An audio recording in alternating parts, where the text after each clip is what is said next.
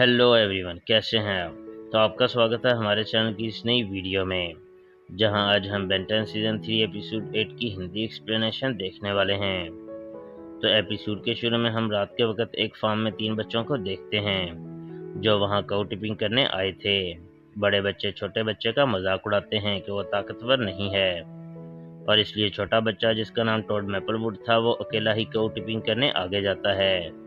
वो गाय को नीचे गिराने की कोशिश करता है लेकिन खुद ही नीचे गिर जाता है, जिस पे दोनों बच्चे टोड का मजाक उड़ाते हैं। तभी वहां आसमान पे पर्पल बिजली कड़कती है और हम वहां एक मम्मी को देखते हैं जिसमें से पर्पल रोशनी निकल रही थी। नेक्स्ट शॉट में हम टेनिसंस को रस्ट बकेट में देखते हैं, जहां मैक्स, बेन और ग्वेन पर गुस्सा हो रहा था कि वो अपना काम टाइम से नहीं करते। जैसे कि बेन ने बर्तन नहीं धोए थे और बेन ने अपना बिस्तर सही से सेट नहीं किया था, और साथ ही उसने अपने कपड़े भी सही जगह नहीं रखे थे। तभी वहां रेडियो पर एक अनाउंसमेंट होती है कि अगर आप गांव की ताज़ा हवा में अपने आप को फिट रखने के लिए काम करना चाहते हैं तो 7 दिन के लिए डेरी विल्स आएं। दरअसल डेरी विल्स साउथ कैरोलिना में एक औरत का फैमिली फार्म था जिसने अपने फार्म पे काम करने के लिए लोगों को ढूंढने के लिए ये एड चलवाया था। और ये एड सुनकर मैक्स, बेन और ग्वेन को उस फार्म में ले जाता है ताकि इन दोनों को काम करने की आदत पड़े और इन्हें काम की कदर हो। नेक्स्ट शॉट में हम टेनिसंस को डेरी विल्स के फार्म में देखते हैं। फार्म ओनर लेडी का नाम जॉन मैपलवुड था और उसका बेटा वही लड़का टोड था जिसे हमने एपिसोड के शुरू में देखा था। मैक्स जॉन से अपना और ग्वेन और बेन का इंट्रोडक्शन करवाता है। यहाँ जॉन टेनिसंस का स्वागत करती है और उन्हें कहती है, उम्मीद है आप तीनों हमारे साथ एक हफ्ता काम करके खुश होंगे। जॉन सबसे पहले टेनिसंस को चारे के ट्रक को खाली करने का कहती है। मैक्स बेन को चारे का थैला पकड़ाता है जो कि काफी वजनी था, और मैक्स बेन को चुपके से कहता है कि इस फार्म पे काम करने के लिए तुम ओमनीट्रिक्स को यूज नहीं करोगे, यानी चाहे जितना मुश्किल काम हो तुम अपने एलियंस की हेल्प नहीं लोगे।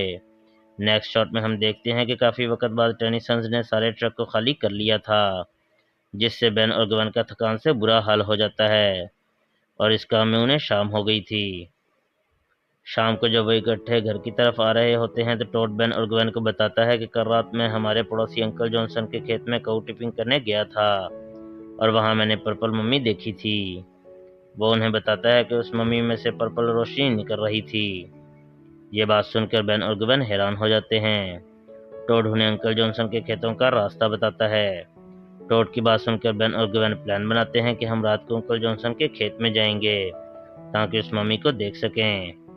घर पहुंचकर जॉन उन सबसे कहती है कि अब खाने का वक्त हो गया है और खाना खाकर हम सो जाएंगे ताकि सुबह जल्दी उठकर काम कर सकें। फिर वो सब मिलकर रात का खाना खाते हैं। खाने के बाद जॉन, बेन और ग्वेन को कहती है कि बर्तन धोकर सो जाना। बर्तन धोने के बाद टॉड टेनिसंस को उनके सोने का कमरा दिखाता है और मैक्स, बेन और ग्वेन सो जाते हैं। आधी रात को बेन और ग्वेन प्लान के मुताबिक मम्मी की तलाश में अंकल जॉनसन के खेतों में जाते हैं। वो दोनों मम्मी देखने के लिए बड़े एक्साइटेड थे। मिस्टर जॉनसन के खेतों में उन्हें पर्पल कलर के निशान नजर आते हैं जो कि एक बहुत बड़े गड्ढे के पास थे। अभी वो उन प्रिंट्स को देख ही रहे थे कि अचानक वहां कुछ म्यूटेटेड काउज आ जाती हैं और उन काउज का कलर भी पर्पल था। वो काउज उन पर हमला करती हैं लेकिन बेन एक्सेलरेट बनकर ग्वेन को उनसे बचा लेता है और उन गायों को भी मार गिराता है। बेन खेतों में आगे निकल जाता है। तभी आसमान पर पर्पल लाइटनिंग होती है और यहाँ उसे वो मम्मी नजर आ जाती है। वो मम्मी इस वक्त एक गड्ढे के पास थी और उस गड्ढे में एक पत्थर था जिसमें से पर्पल रोशनी निकल रही थी। मम्मी एक्सेलरेट को देख लेती है और उस पर हमला करती है। यहाँ मम्मी और एक्सेलरेट की एक बेहतरीन फाइट होती है। मम्मी एक्सेलरेट को बहुत मारती है और तभी बेन नॉर्मल किड बन जाता है, लेकिन तब तक वो मम्मी उस चमकते हुए पत्थर के साथ वहां से गायब हो चुकी थी। इसके बाद बेन और ग्वेन भी वापस फार्म में आके सो जाते हैं। सुबह सुबह ही मिस जॉन उन्हें जगाने आ जाती है और बेन और ग्वेन को उठना पड़ता है जिससे उनकी नींद भी पूरी नहीं होती। नेक्स्ट शॉट में हम देखते हैं कि टॉड, बेन और ग्वेन को गायों का दूध निकालने का तरीका बताता है और उन दोनों को कहता है कि यहाँ मौजूद सारी गायों का दूध तुम दोनों ने ही निकालना है। टॉड के वहां से जाते ही बेन ओमनीट्रिक्स का इस्तेमाल करने लगता है, लेकिन ग्वेन बेन को कहती है कि ग्रैंडपा ने तुम्हें फार्म के काम करने के लिए एलियन बनने से मना किया है। लेकिन बेन को कन्विंस कर लेता है कि अगर मैं एलियन ना बना तो हम कभी भी फार्म का काम नहीं कर पाएंगे। और फिर बेन 4 आर्म्स बन जाता है और आसानी से सारे गायों का दूध निकाल लेता है। काम को खत्म करने के बाद टोड उन दोनों को जानवरों को चारा डालने का काम समझाता है। यहाँ बेन वाइल्ड वाइन बनकर काम को जल्द खत्म कर लेता है। फिर मुर्गियों के अंडे निकालने के लिए बेन एक्सेलरेट की मदद लेता है। इसी तरह बेन दूसरे कामों को भी एलियंस बनकर करता है, यानी बेन सारे कामों को एलियंस की मदद से अच्छे से कर लेता है। उस रात बेन और ग्वेन मैक्स को बताते हैं कि कल रात हमने पर्पल मम्मी को देखा था और साथ ही हमने पर्पल लाइटनिंग को भी देखा था, और ये वैसी ही पर्पल लाइटनिंग थी जैसी हमने उस एलियन वेयरवुल्फ के पास देखी थी। दरअसल यहाँ सीजन 3 की एपिसोड 5 का जिक्र हो रहा है, जहाँ बेन वुल्फ का मुकाबला एक एलियन वेयरवुल्फ से हुआ था जिसे वेस्ट ग्रीन जनरल डूशी समझ रहा था। यानी सीजन 3 एपिसोड 5 में जो एलियन वेयरवुल्फ था उसका इस मम्मी से कोई न कोई ताल्लुक था। मैक्स अपने पास मौजूद एक डिवाइस लेकर बेन और ग्वेन के साथ म्यूटेटेड गायों के पास जाता है और उस डिवाइस की मदद से उसे पता चलता है कि ये काउस क्रोडियम नाम के एक मिनरल से इन्फेक्टेड हैं। क्रोडियम पर्पल कलर का चमकने वाला मिनरल था। मैक्स कहता है कि क्रोडियम पृथ्वी पर नेचुरल फॉर्म में नहीं मिलता।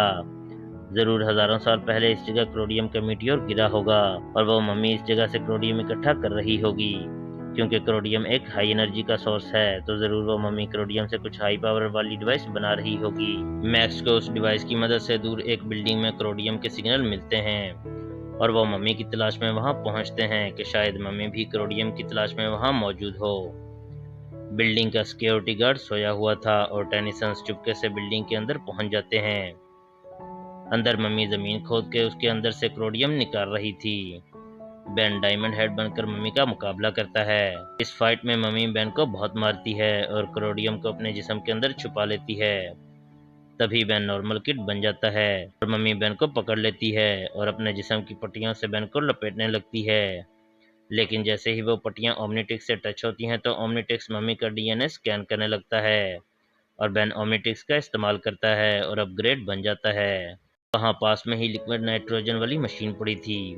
मैक्स बेन को कहता है कि मम्मी को लिक्विड नाइट्रोजन से फ्रीज कर दो और अपग्रेड उस मशीन को कंट्रोल करके ऐसा ही करता है। फिर बेन उस फ्रीज मम्मी को उसी गड्ढे में दफन कर देता है जिससे उस मम्मी ने क्रोडियम निकाला था और वो उस गड्ढे को भर देते हैं। एंडिंग शॉट में हम देखते हैं कि बेन और ग्वेन मैक्स से कहते हैं कि हमने फार्म पे काम करके सबक सीख लिया है और हम आइंदा अपना काम टाइम से किया करेंगे। और इसी के साथ ये स्टोरी यहीं एंड हो जाती है और हम इस वीडियो को यहीं एंड करते हैं। तो आपसे मुलाकात होगी नेक्स्ट वीडियो में, तब तक के लिए बाय बाय।